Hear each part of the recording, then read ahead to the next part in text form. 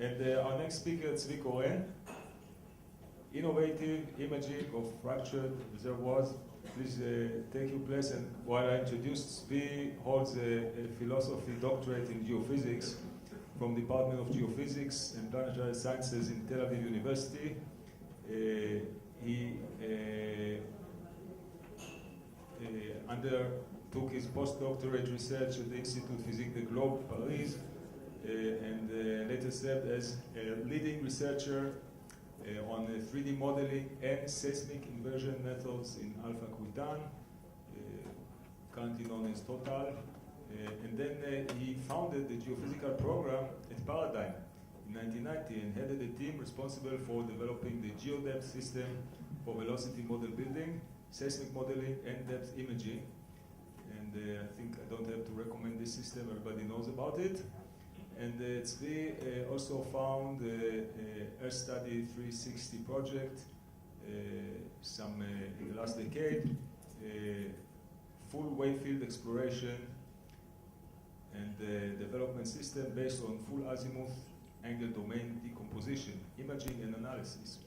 Published many articles in his fields of expertise, including seismic wave propagation, seismic imaging, seismic tomography and isotropy, and reservoir imaging and fracture characterization. So we are fortunate to have this talk today. Okay, thank you. And thank you all for the invitation. Zvi, Itzik, I think it's a great event. Okay, so I would like to thank the previous presenter, Seth, for the introduction. And I'll mainly talk now about the seismic side of the how to get a better or how to, I would say, enrich the information that we have from the seismic data.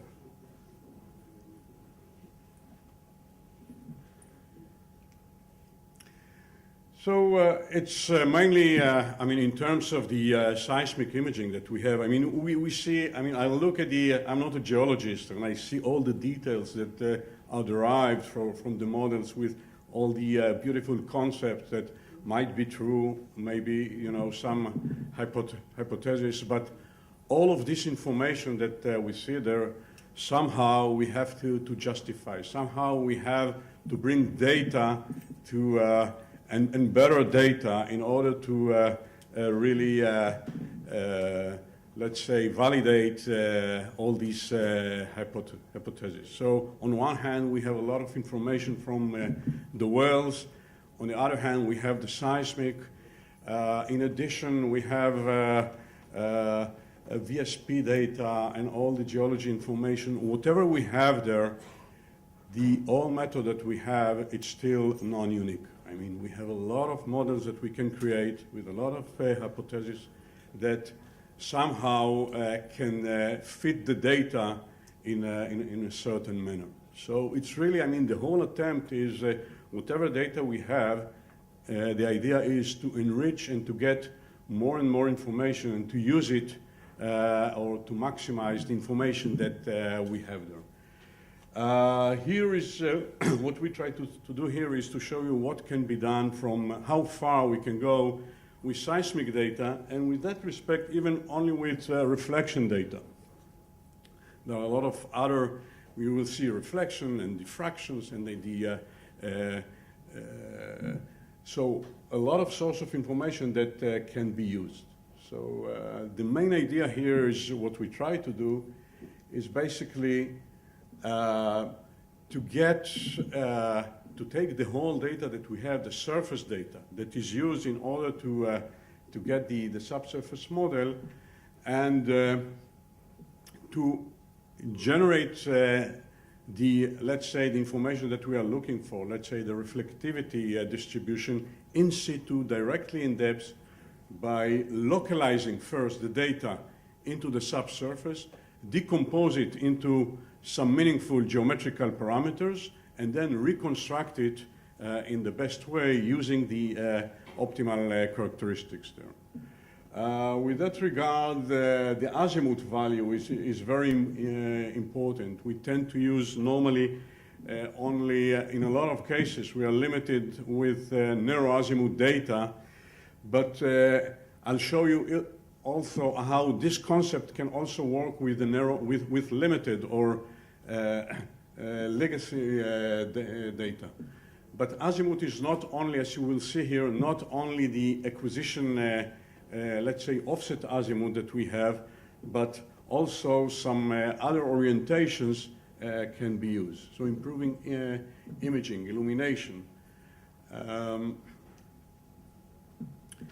The velocity models, the non-uniqueness of the velocity models. By adding more information, we can get more details and more reliable subsurface models that now actually the requirements now is that they will be true or they will be correct with more information.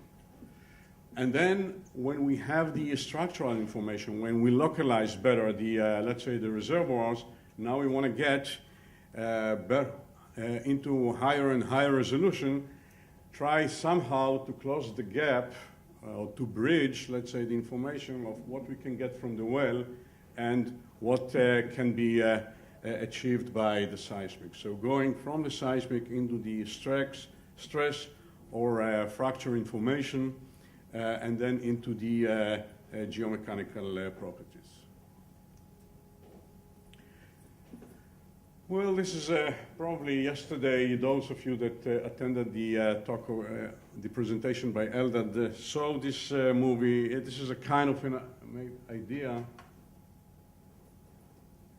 of what is the main concept. We have surface data. We have normally 20 by 20 kilometers of aperture of information that is used in order to give information for subsurface locations.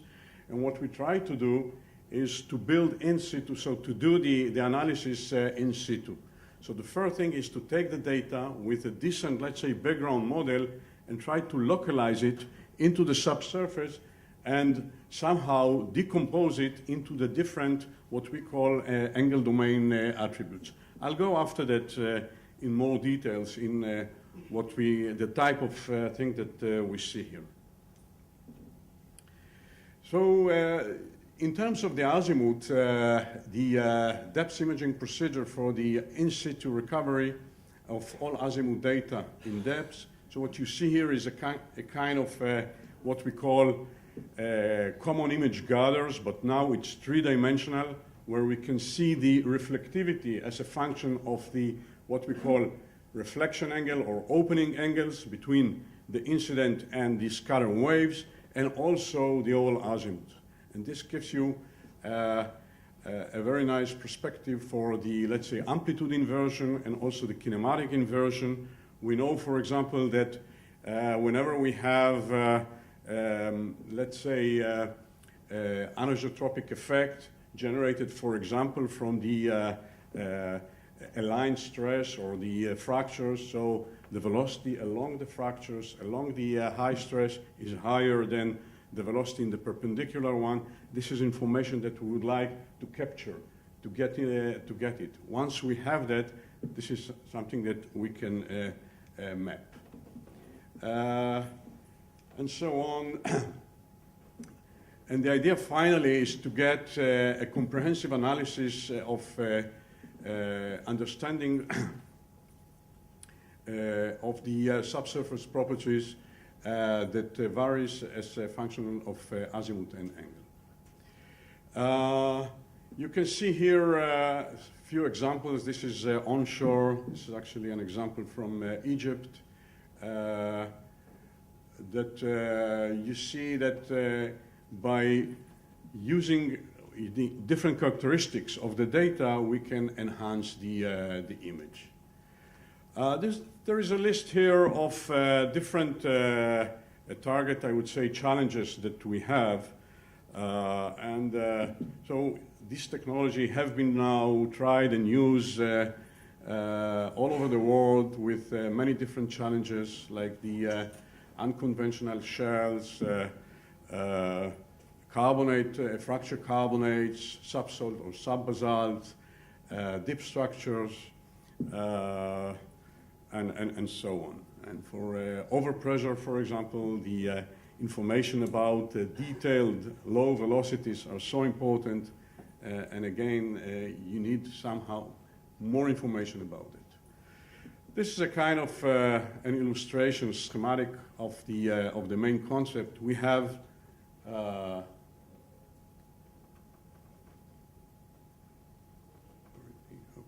we have an acquisition system. We have many shots and many receivers. And these days, you know, it's enormous. I mean, in the Gulf of Mexico or even in, let's say, in the Red Sea, we are talking about channels or 40,000 channels per shot and more, many terabytes of data. So there is the whole progress in terms of acquisition is tremendous. And then we take the whole data, and for every actually point in the subsurface, we decompose the data into the different types of, let's call it, angles. And we have, the way we distinguish it is by the, let's say, opening angles and the azimuth, and also the directivity of all the apparent ray pairs or wave pairs that reach every point in the subsurface. This is a huge amount of information. So that's something that, I mean, in terms of, if we go into, let's say, some resolution analysis, we talk about numbers that we can just dream, even today with the largest supercomputers, in order of how to deal with them. So one of the main concepts here was really how to trap and how to get or how to make this huge type of information in something that is feasible of doing. So you can see here, for example, two types of angle domain decompositions that look. So we look at a certain, let's say, vertical axis in a certain location. And on one hand,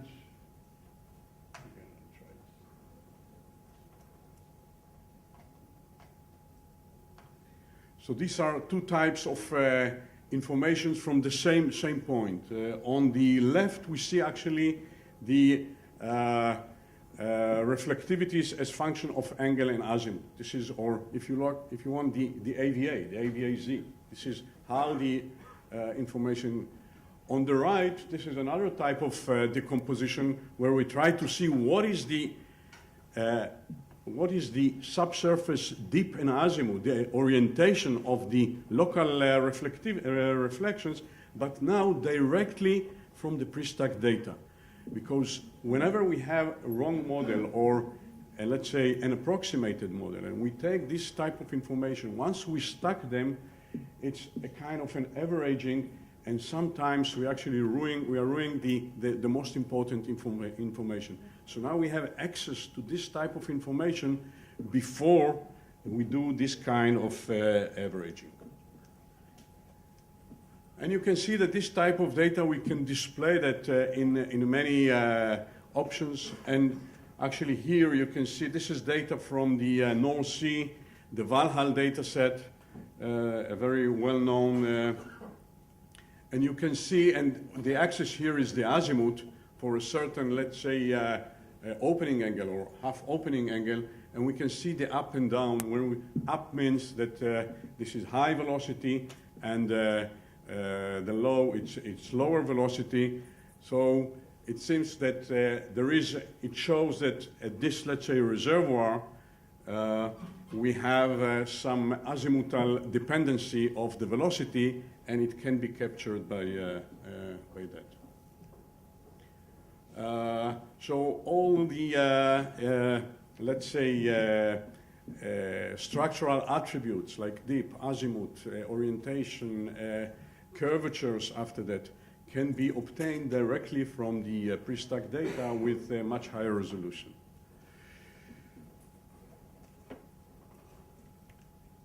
Okay, a kind of a standard workflow will be you condition the data, and then today, I mean, conditioning is a big world with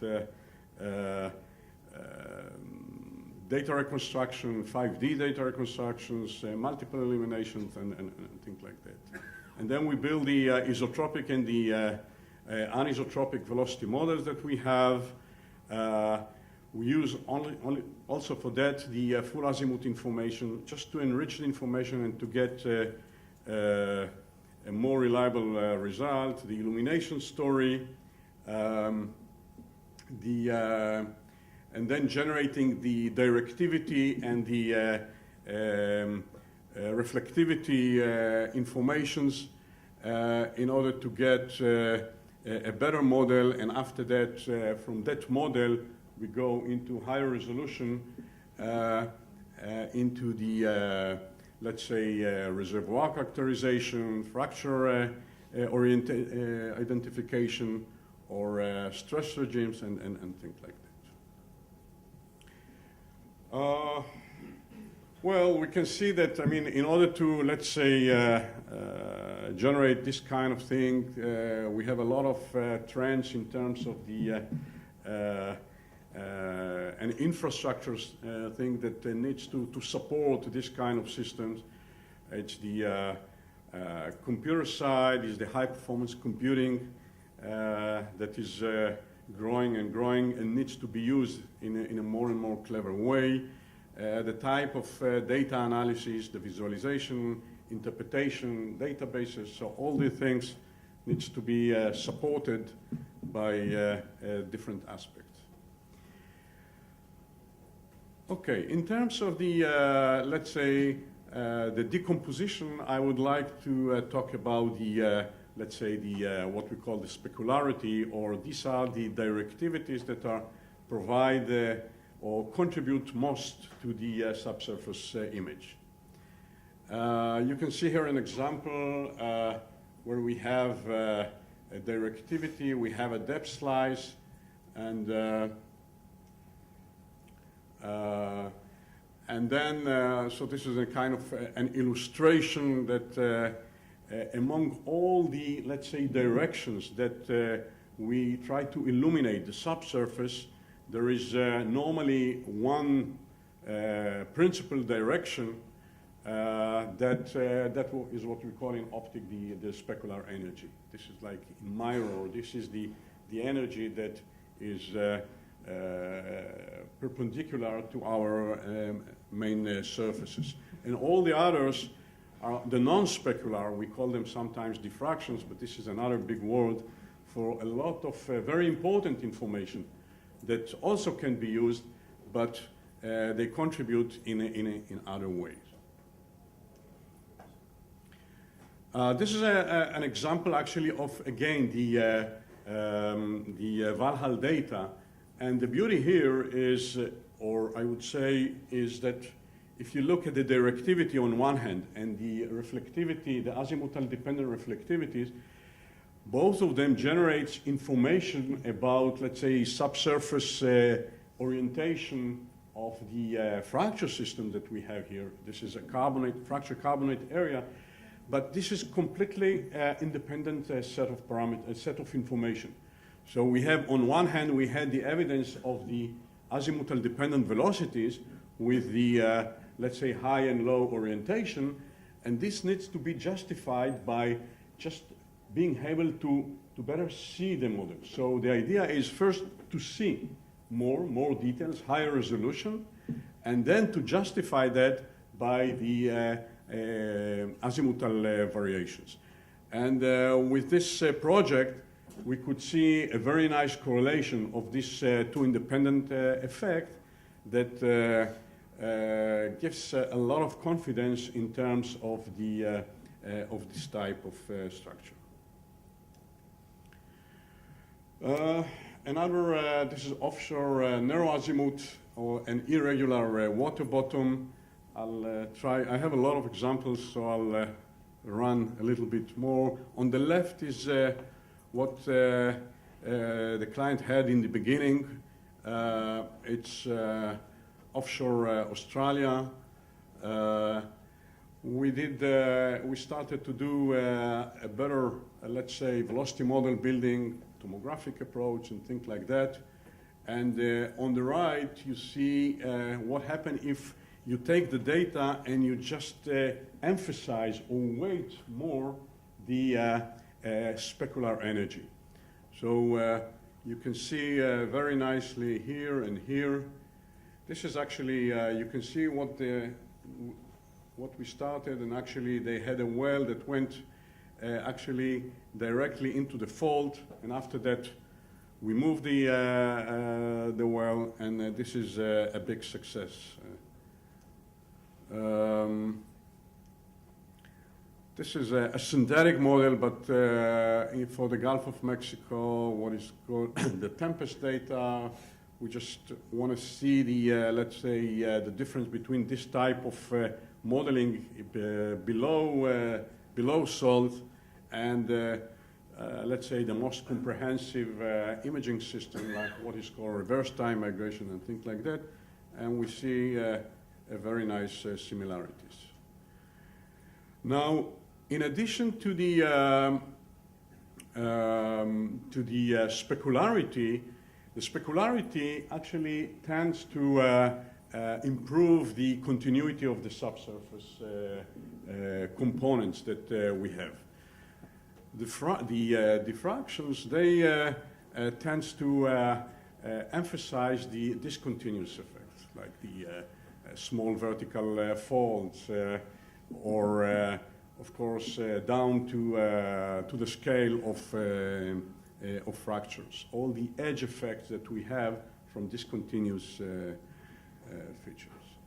So this is another example. In all these cases, we have the challenge, the solution, and the result that we had from all these cases. This is a very nice example from Russia, from mid-Volga. It's a reef that also, by the ability to decompose the data and to look at high-resolution fractures, we could see a very nice ring-shaped fragment of seismic image that is, again, you can see some analogs to other areas, and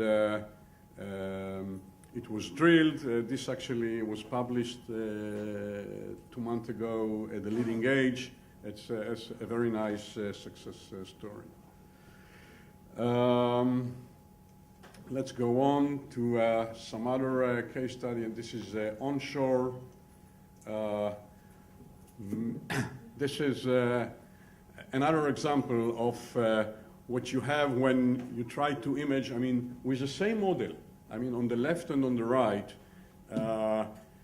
you can, if you just stack the whole information, then the diffractions and all the, a lot of artifacts actually mask the main information of the data. If you have the ability to decompose the data in such a rich manner, and then to trap and to weight the specular energy, then you can arrive to this kind of model. This is a very nice, this is maybe one of the largest projects we have ever done in the Gulf of Mexico. It's down to 15 kilometers. It's a huge area. It's about 27-kilometer aperture. 7 terabytes data set. You can see here that with, let's say, if we compare it to reverse time migration, which is a very good and very expensive, of course, imaging tool that we also, of course, support. But what can be done here, I mean, down to 7, 8 kilometers, they are more or less similar, but you can see a lot of information coming from the ability to decompose and better reconstruct the information, even down to 12, 13, and 15 kilometers. Okay, so now let's go into the fractures. We heard about the Eagle Ford. I'll show you an example from the Eagle Ford, and before I'll start with the Barnett Shale. So you're all familiar with the unconventional fracture shells or shells that we have, especially in the, let's say, in the U.S. These are some of the characteristics of the Barnett Shale, the area. You can see that, I mean, the data that we use is quite sparse. It's a legacy data of 3D data. Normally, it is used by, or conventionally, it's used by sectoring the data into different azimuths in the time domain and things like that, and then learning about the different, let's say, velocity distribution in the different azimuths. Here, the whole idea is to capture the data and to have the data, to maintain the data the whole way, doing the wave propagation into the subsurface, do the decomposition now into azimuth and angle in situ in the subsurface, and then getting the information that we are looking for. Again, this is a way what we are looking for. We are looking for the fast and slow components of the velocities. By one option is the high and low of the residual move out that we see there. And in addition to that, we also, since this mechanism allows us to do a very accurate amplitude preserved imaging, so we do even the what is called the AVAZ, the amplitude analysis is more accurate here. This is actually the only domain that it is allowed to be done. This is where the reflectivity is happening, and we'll see some examples of that. So you can see that here, for example, in the Barnett Shale, a very nice example of, this is a single gather. This gather contains about 1,000 traces, and it represents a three-dimensional, it's another way of looking at a three-dimensional gather, where the reflection angle or the opening angle is monotonously increased, and the azimuth is simultaneously rotated. And we see here the up and low events, which are in the base of the Barnett Shale. So up here to the marble fault, we have more or less a very nice and a very good image, and we see the effect of the azimuthal variations. And then, of course, we have automatic ways to trap that. This is a classical way of looking at that. You can see this is the azimuth, and we see that in addition to that we see that it's low velocity, also the energy, also the amplitude is low. So the kinematic and dynamic effects are very nice correlated. Another case study, this is now the Eagle Fault that we saw an example before. The main problem with the Eagle Fault, and this is around San Antonio, the area. It's more challenging in terms that it's much deeper. Now, the reservoir we were looking here is about 12,000 feet or 3,000 kilometers. And the anisotropy effect is very low. And this is it's very challenging because with any other models, if you just have, let's say, 4, 5, 6, let's say, azimuthal sectors, you will never be able to capture these detailed and small anomalies that you can see here. Then, of course, these parameters, this information is parameterized into multiparameter analysis that goes after that into geomechanical parameters like the intensity of the fractures, their orientation, and all these vector maps that gives us the after that the information of how to drill. Normally, we would like to drill perpendicular to the fracture system. And then after that, we can take this model to build another anisotropic model and run the imaging now with the azimuthal anisotropic modeling. This is a kind of orthorhombic model where you have the two effects. You have the effect of the azimuthal, the sedimental one, and also the azimuthal one. And we can see that we can flatten gutters or get the imaging condition for a wide range of angles and also for the whole azimuth. So in conclusion, the full azimuth decomposition and imaging use all of data all the time, so we don't decompose the original data, but all the data is used all the time. Avoid approximations due to azimuthal sectoring. Use the fully recorded seismic wave field. In terms of productivity, it's by far much faster. Actually, we get, if we run in the old style and with sectoring or with that, we get factors of 3 or 4 or even 5 because everything is done actually automatically. And the idea of doing automatic things is you can do that whenever you use more and more information. So you have a more reliable information. The in situ in-depth recovery and all this kind of thing. Okay, so I think I finish in time.